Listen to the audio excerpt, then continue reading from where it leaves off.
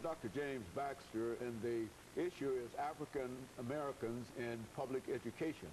And of course, Dr. Baxter, I think in your overview, yes, during that first segment, you sort of laid out the situation that at least one African American face sure, in public education, and how you have been able to overcome. right. But in many instances, a large number of Africans have not been able to overcome, as the two of us have, for example. Yes. And so what we'd like to do is to start at the period immediately after slavery and talk about some of the education options that Africans had at that particular time. Well, very good. In doing so, Dr. Haney, the year January the 1st, 1862, is very important in these United States of America, and especially for people of color.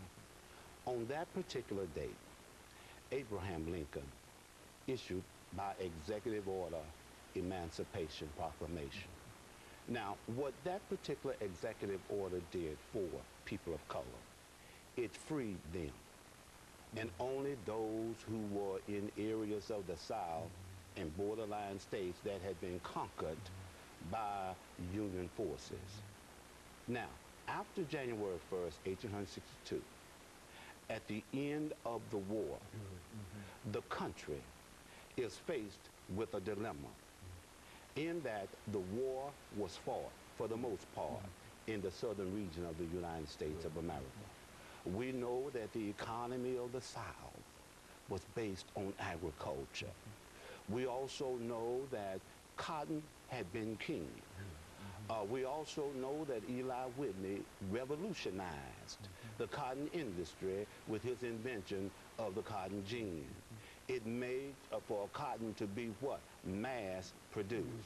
Now, when we think in terms of growing and harvesting cotton, you needed a suitable labor force. Amen. So slavery was on its deathbed.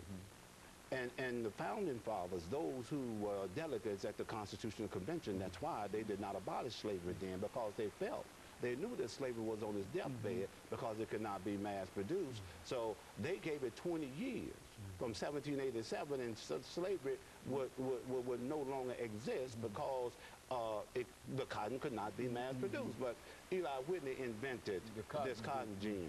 So now there is a need for continued slave labor. So therefore you have these slaves working on plantations of the South. They were forbidden to know how to read and write. It was against the order of the day for anyone to teach slaves to read and write. Slave masters used the Bible to justify that institution of slavery. Well, after January 1 comes an Emancipation Proclamation. Then, of course, the Civil War comes to an end. The dilemma of the South is such as this. You have now emancipated 3.5 million slaves. All they've ever known has been this particular institution, formerly known as slavery. Now, what do we do? The federal government is posed with this problem. What do we now do with 3.5 million plus freedmen? okay. Where will they go?